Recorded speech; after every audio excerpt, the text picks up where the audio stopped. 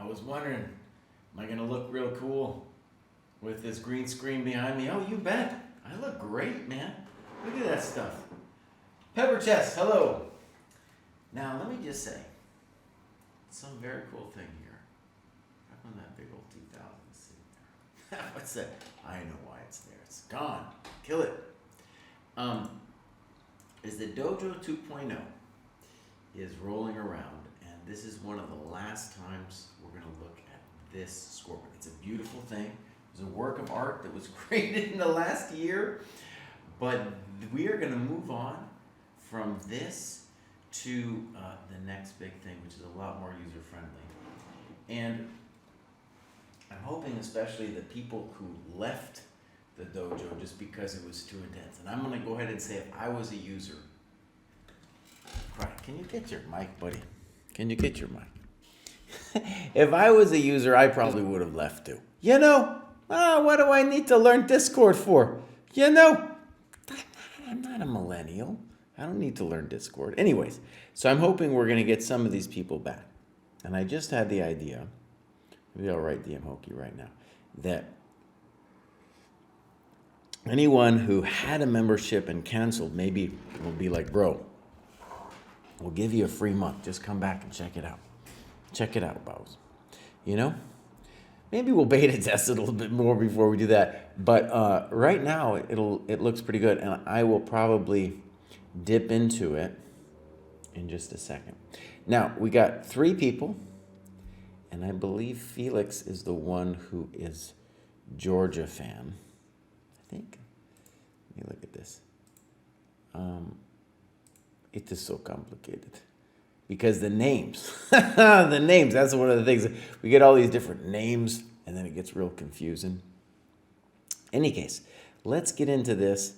And the first person, I believe is Mitch, didn't have a game. So we're just going to look at Mitch on the scoreboard here. If I can find Mitch. Mitch is going to, this is, okay. Mitch. Donde estás, Mitch? There he is, Mitch B, Georgia fan. And it's funny, on the Discord ID, it's spelled, I think it's Georgia fan, not Georgia fan. I don't know. In any case, let's take a look at this thing. And Georgia fan, black and white on chess.com and on Lichess. So we see we got some puzzles. We got some first chess workbook, Puzzle Rush Survival, Puzzle Storm, endgames. Something actually controversial is I think I'm going to lobby for the destruction of the Puzzle Storm requirement. I tried it out today, and it's just a video game. It's just pop, pop, pop, pop, pop, pop, pop, pop, pop. And what I don't want it to be is I don't want it to be like chess.com versus Lichess. I could care less. One thing that was suggested, I posted a comment about it, that maybe we just get rid of both the Puzzle Rush and the Puzzle Storm and keep it more as a survival thing. Makes a lot of sense to me. Okay, so there it is, Mitch B, though, moving up. Does not have a game. The next 2 people, we do have games, though. So let's move on. And then also we have Felix Blachowicz, who is Felix Blachowicz? It's Felix. He's Felix Bows. So there he is, Felix right there. Boom. We don't even have to do any kind of searchings. And Felix has not filled out anything. Flex 5620. However, Felix does have a game in here, so we're going to look at Felix's game. All right, switch scenes, Mr. Fred. There we go. So, games, Felix. Okay. So, Felix is white. Let's take a look. Now, first thing that Felix says is that he is blundering the pawn with knight takes e4. And, this kind of analysis, it might seem banal, or whatever you want to call it. But this is fantastic because he'll get this position again, and now that Felix has kind of spent some time with it, he'll be like, no, boss, I'm not going to castle. By the way, at this level, I've said it so many times, you do not want to be doing a bunch of, big theoretical study for the opening. You just want to be playing principal moves. So in this position, what are your principal moves? D3. Well, that's the most natural. You could consider knight C3. And then if you got really frisky, broke the rules, you could play knight G5, right? Castles doesn't break the rules, but you're hanging the pawn. Correct. So bishop D6, a poor move. Okay. Now, one thing I would like Felix to just write here is that not only are they not taking the pawn, but hey, the bishop on D6, not well placed in front of the d-pawn. Okay. Bishop E3. I think this is actually a good moment to talk about knights before bishops. It's just a great opening principle.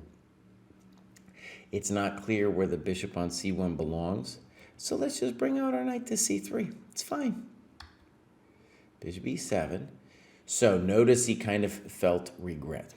Dom did. Maybe it's a woman. I don't know. Dom felt regret about bishop D6 correctly, and now plays bishop E7, losing a tempo. Okay. Now let's read. After this move, I didn't see that he planned to play D5. Let's talk a second. A good rule of thumb, okay, and we're going to see it in the next game as well, is that when your opponent has lost time, that's when you want to open the position, and also when you're not afraid of them opening the position, right? So you're absolutely correct that knight C3 is a natural developing move, stopping D5, fine. But rook E1, well, I believe in your position here, right? I do. Black goes for it. Probably more prudent to play D6 because they're down in time. Time just means development. Why? Because they did that funky thing with their bishop. Okay, now you make a poor move here that I think if you understand why, it'll be very helpful. And you write about bishop D5, queen D5, knight C3. By the way, I love the annotation. Notice that Felix forced himself to give an evaluation. Fantastic, right? Really important. And that would be better, and also just knight C3 would be better. So D4, this is what Nimzovich said. A lot of people don't like Nimzovich, but he was the man, okay? Pawn moves are not developing moves, right? So in the same way, bishop D6, bishop E7 lost a bunch of time. D4 doesn't actually help you bring your guys out. Who needs to come out? The knight. So either knight C3 directly, or what your variation bishop takes in the knight C3. Yeah, fine. Okay, D4.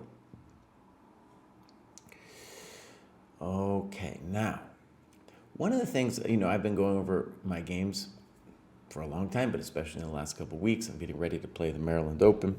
After that, it's like the senior circuit is calling.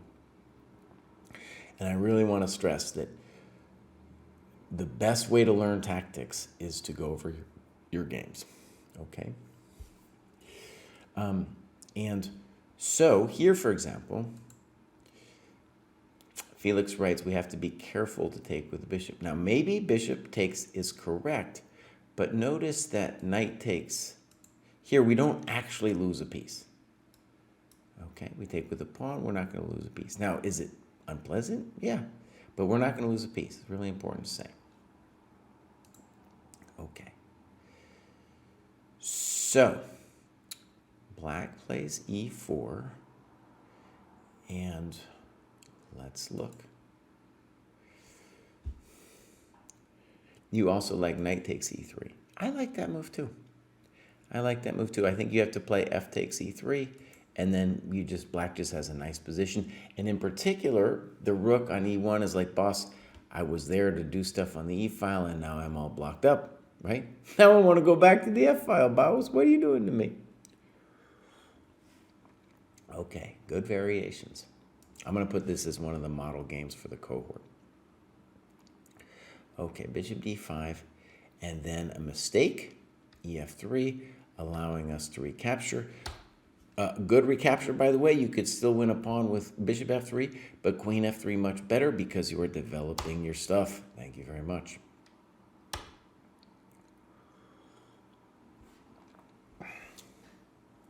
Krabby Crab is here for his first live dojo stream. Fantastic.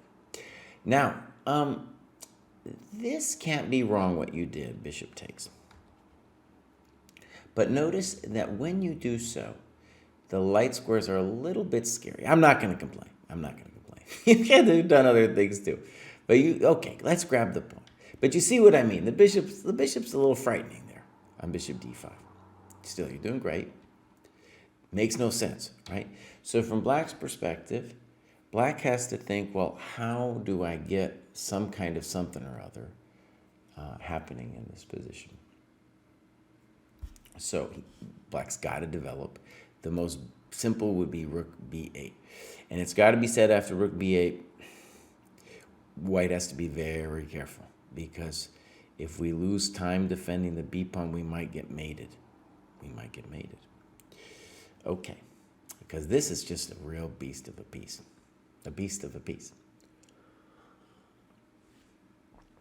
Okay, so let us go back and look. Now, c6, mistake. Let me just say, I've done this rant many times before. What will decide games at this level are the tactical mistakes, for sure. It's good to note, though, when somebody loses time. So, for example, in the opening, it's really easy to know when somebody loses time. Like here, Black played bishop d6, bishop b7, loss of time. What did we do? We did something, loss of time. We did d4, right? Loss of time. Later in the game, it's not always clear what loss of time might mean, right? So from Black's perspective, I'm sure they had a narrative. They probably thought something like, well, with c6, I'm protecting my bishop. I don't know. I'm sure they had a narrative. But the thing is, when you look at Black's position, Black has to start something ASAP. ASAP, my friends, before it all goes downhill, right? White is down in development now, but Black has a little bit of compensation. Black must try to strike White by mobilizing the queen, the rook on a8, right? So what I'm trying to say is later in the game, it's not always clear what we mean with time, because it's time to do what? In the opening, it's clear. It's time to develop your business, boss, right? Later in the middle game, oftentimes very unclear what to do. Here, though, Black needed to get his stuff onto your king. Good move. But I especially like it. I just don't want that bishop looking at me no more. You know, get back. Now I feel a lot better about life. Okay. And then this was a mistake, queen c6, because you are mobilizing the guy's rook. And you correctly noted that after queen c6, rook c8, Black is getting the pawn back and is also getting pretty active. Okay. So, queen c6, as I said, these games are decided on tactical blunders. Here comes one. Boom. That's it.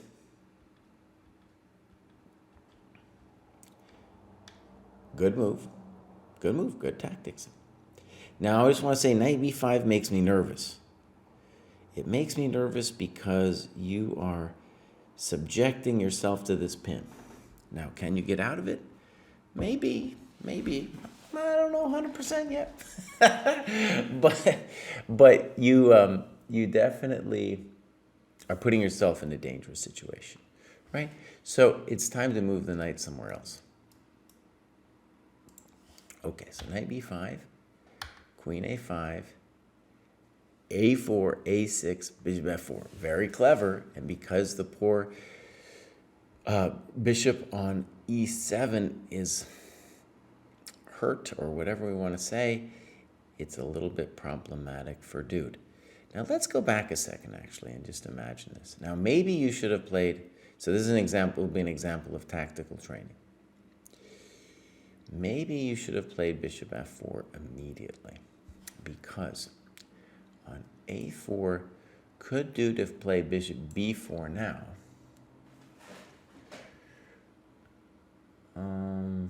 Maybe you can still survive this, but this would be the kind of variation I'd like you to spend time with. So, for example, rook.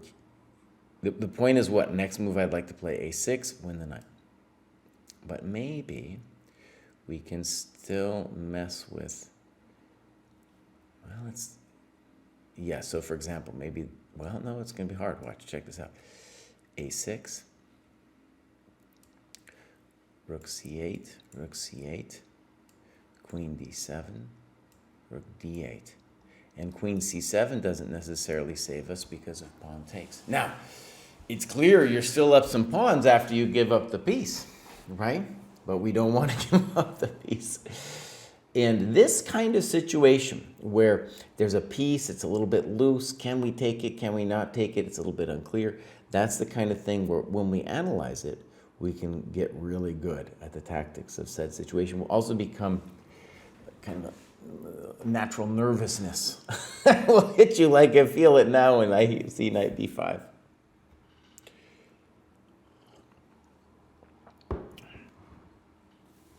Okay, we have a good question from Knows All, namely here, pop, pop, pop, pop, maybe queen b7. That does look much stronger. Good move. Good, yeah. So that's what we're talking about. Maybe there is a way out. Okay, so here we go. Good move. Now we're spanking two pieces, so we're going to be okay. Bam! Give me your rook, baby. Bam! So, let's say a couple obvious things. Felix is going up. Fantastic. And the other thing that we're going to say here is that on May 1st, the cohorts are going to change a little bit. So before we had 0 to 400 and then 400 to 600, we're changing that to 0 to 3. And then 3 to 4 and 4 to 5, because we're recognizing that those jumps are kind of hard. So Felix will have to decide which of those cohorts he'd like to join. And moving forward, my prediction is that for the most part, like this stuff with time, that will be something you'll start to use, but more importantly, you'll see that the things that are deciding the games are the tactics, people blundering stuff at this level. And when you play these under 1,000 people, they will be blundering their business, right? And you just have to be ready to take advantage of it. Okay, let's go look at Flicking's game, and then we'll take a look at the scoreboard. Okay, so this is Flicking is black. Now, this is a 30-minute game. I think this is acceptable for where Flicking is. However, of course, we would like to see a slightly longer game. I did a video, Jamil breaks 2,000. That chump, he's also still please up 2,000, chess.com.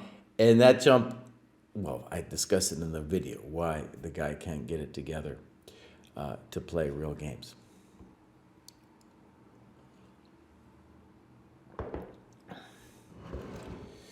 Pepper Chess asks, are you going with a gi on the orange background for the logo? Good question. That hasn't been finalized yet, but that was the one Kostya liked and I liked. It's a lot of little details. Like that detail, actually, we don't have to, completely solve that before we go 2.0, but it would certainly help. Okay. Mistake.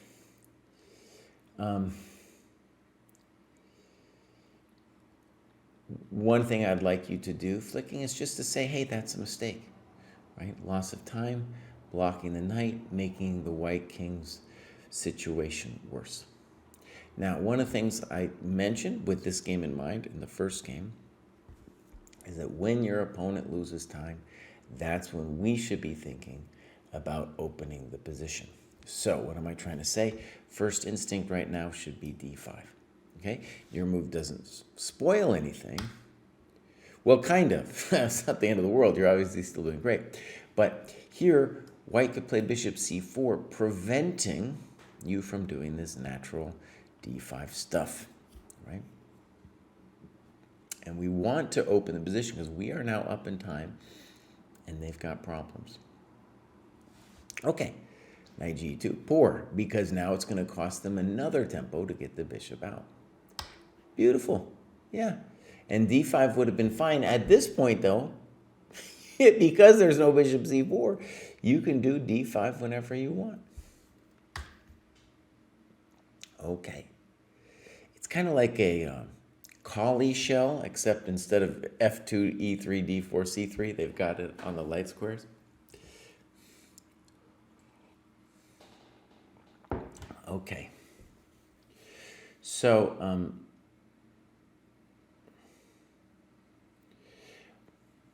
flicking looks at d5. Fantastic. You know already that's what I want you to do. And I think one of the things maybe to convey about that is you want to do it on principle, right? As long as you're not hanging any pieces. You're like, well, this has got to go. We're going to open this show up. Okay, so there's, of course, you're still doing great. Bishop g5. Now, this pin is something that it's a plague for all players of chess, but especially the e4, e5 players. And one interesting thing about it is that it's usually a bad move for white. It's not always a bad move, but usually a bad move for white. And let's talk about why it's especially a bad move here. You look at what white's done by putting all his pawns on the light squares.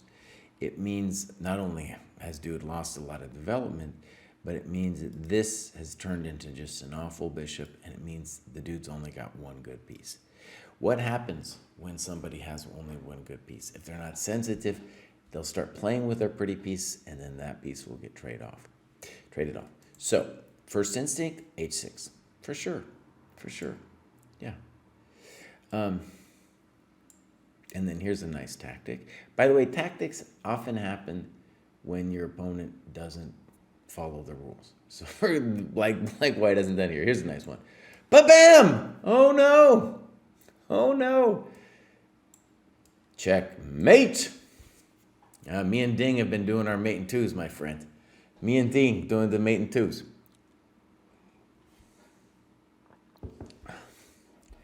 Okay. So, there we go.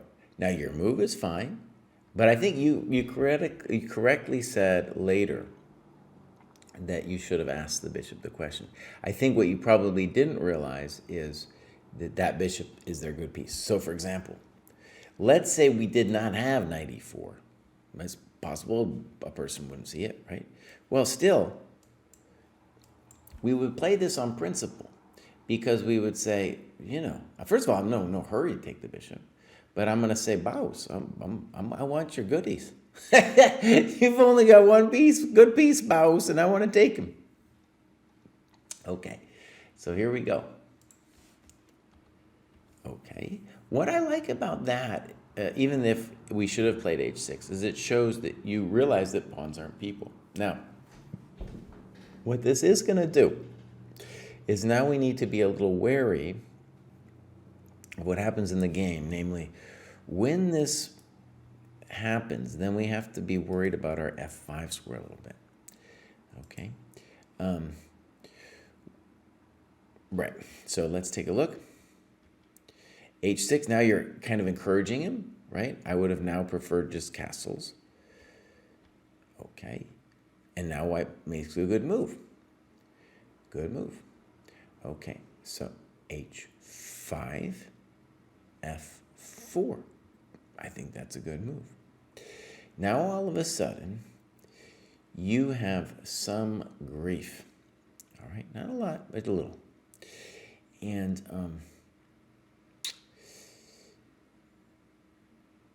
let's read what you say about bishop g4. I shouldn't have played this. Should have played h4, pushing the pawn. This bishop g4 gets me nowhere since it can move the rook to e1, and that's the end of the threat. Well, first of all, we have to understand why you did it, both. You were worried about f5. We get it. We get it. Now, h4 is definitely stronger, though. Correct. Because the variation maybe you could give is f5 takes, and this is a nasty pin. So we got to say that's all to your benefit. Notice the weakened dark squares for white now. Okay. So the other thing I want you to see about this is even though it seems like you want him to play rook e1, this move makes a lot of sense because think about it. With your pawns on dark squares, well, that bishop on that light square bishop is your main man. And in particular, and we're going to see this in the game, it needs to control those squares, right? So all of a sudden, even though this chump played f3 against you, now all of a sudden we're in a fighting game, right? Okay. Pop, pop. Check to the miserable queen. We go back. I really don't think white's doing that badly anymore. But we probably needed to play h4, well, immediately. Okay, now white says, I want to have a little fun. Now, let me share something. In this position, what white should be saying is, oh, bows. He should be saying, oh, bows. If I can get a knight to f5, then I just got to do a little dance of celebration. I just got to celebrate if I can get the knight to f5. So, pop. Simple and strong chess. Get rid of the defender of f5 and put the knight on f5. And once that knight lands on f5, it's just going to be nasty. It's going to be true nastiness. It'll never go away. And I don't know what to do as black here. I don't have any great recommendations. If h4, pop, pop, pop. Notice you could technically win the pawn on h2. It's still not going to help, though, because first we can get it back. But second, that knight is too powerful, bows. It's too powerful once it gets there. You're not lost or anything, but it's just all of a sudden that's a good example of what we say when we say a knight is the best blockader of the pawn. I guess looking into the position, it can't be kicked. Okay, knight d5. Now the game gets messy, and tactics are going to be what decides this business. So, rook h6, we're going to say, this makes me nervous. Now, I'm going to guess that what happened with rook h6 is you didn't see the queen looking at the rook, right? So, what should you have done? You need to play h4, bows. You need to play h4. Now, you write c6. Perhaps you could play c6 too, but you know, he is going to take you here, and then he's going to take there, right? Honestly, it's kind of tricky. Now, actually, let me just say something. With these game analyses, we want to really go into the tactics. So when you say c6 should have been played, then I think it would be interesting to look at, for example, a variation like this. Pop, pop, pop, pop, pop. And then let's just ask, is white toast? Well, maybe dude is toast. But we have to look a second because it's not immediately 100% clear, right? Like maybe white's going to survive with queen c3.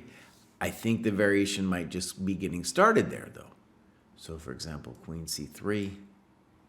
And then, you know, we got to ask ourselves about a5, intending this and then trapping the business. But then maybe I have queen c4, right? The game goes on. And so that's the kind of variation I'd like you to look at. But just in general, I'm sure you meant to put a question mark on rook h6. You basically say it's a question mark. Right?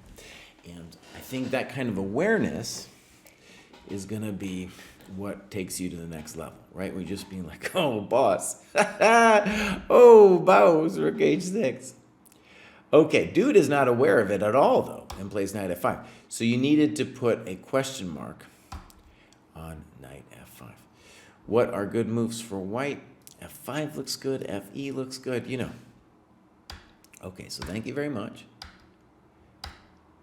And then I think you're just not aware yet of the problem, right? So, or maybe, maybe you're doing something really tricky. I don't know. Pawn takes, rook over. Yeah. Now, let's take a second here. Well, it's truly unpleasant, isn't it? It's just truly unpleasant.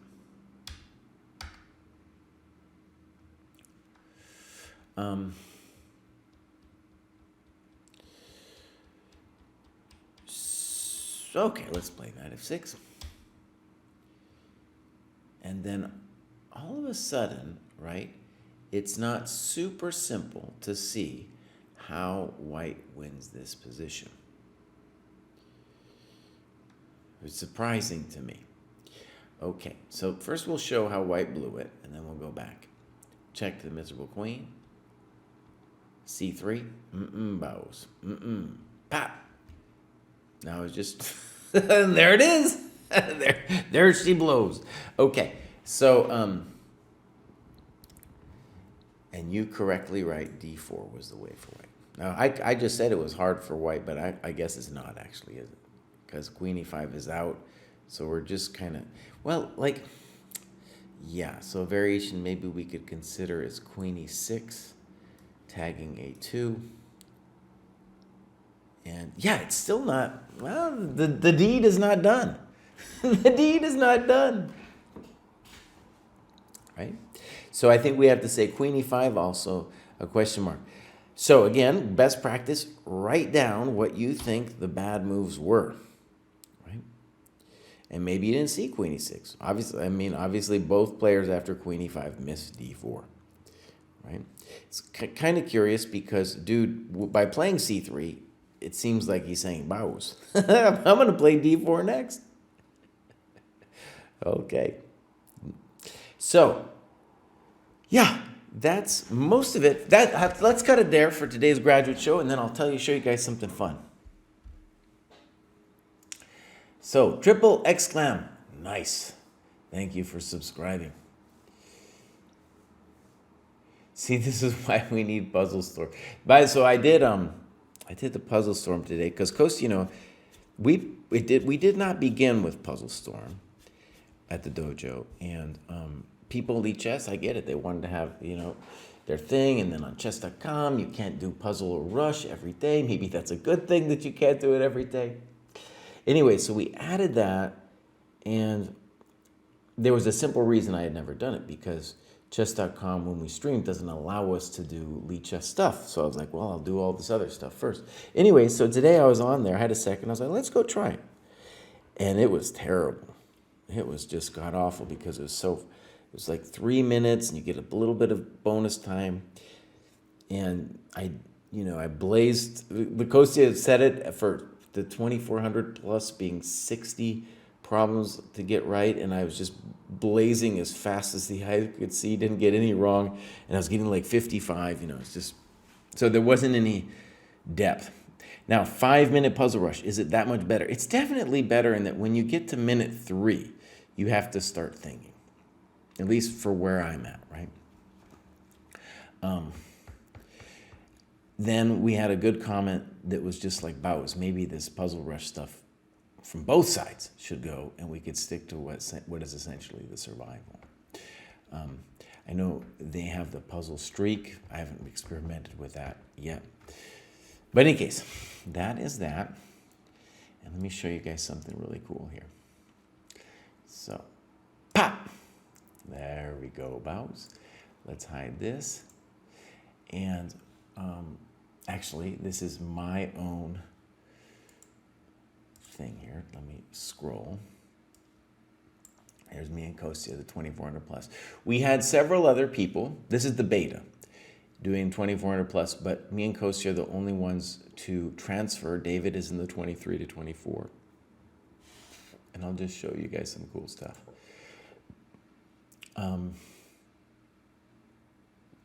speaks a little bit to the puzzles and stuff. So the top is the cohort score, and it's giving me a lot of tactics because I did all the puzzle rush stuff, like the survival and yada yada, plus the Polgar mates. So it's giving me like a really high count, and I'm going to talk to Kostya later today about maybe adjusting how many points we give, like the puzzle stuff. Maybe we'll get rid of the puzzle rush 5-minute. And anyways, just beautiful though. And the time breakdown, so the top one is all the stuff I've done throughout the last year. The bottom one is just like when I transferred over here, because we didn't have the time before. And I've just been doing games. I'll soon do some openings and some other stuff. I always do the openings, just a little bit of openings right before I play a tournament. And actually, I'll show you David's, just so you can see a breakdown here. 23. He's Rev because he thinks of himself as a revolutionary, even though he's the best capitalist I've ever met. There's his time breakdown right there. It's beautiful, right? That is beautiful. This is all Jack Stenglein created this. And so this is what Dojo 2.0 is going to look like. Let me show you a couple more things. The games will be different. Before, it was really hard because DMOki had to download the games and everything. And I think beginning May 1st, it's going to be a situation where the database is all going to be in here. Another cool thing, here's the calendar. People can book their meetings. Like, I want to study, I want to spar, I want to talk about the book in the cohort, all this stuff. This is something we're really hoping. In fact, this site began, this scheduler thing began as a scheduler because we wanted people to do this, you know. So this is great. We're hoping more people are going to use this. Here's like my meetings. I haven't scheduled anything. The calendar. I'm hoping also we can integrate like our Twitch calendar into here, so it'll just show up. Okay, then we go scoreboard. I just want to show a cohort or two. Let's just pick this one. So these are people who are beta testing. And you can see they haven't logged any of their cohort score yet. See, that's their cohort score there. Let me just see if I can find somebody who's logged some cohort stuff. This is all very new. So we're going to get more people in here. Oh, and you know what? I got to cover Shattered Nirvana's game. Shattered Nirvana, buddy, are you in the chat, man? If you are, I'll cover your game now because I missed him last time in the Dojo game review show. There was so many people. There was like 7 people last week. Okay, so let's take a look. This is the activity.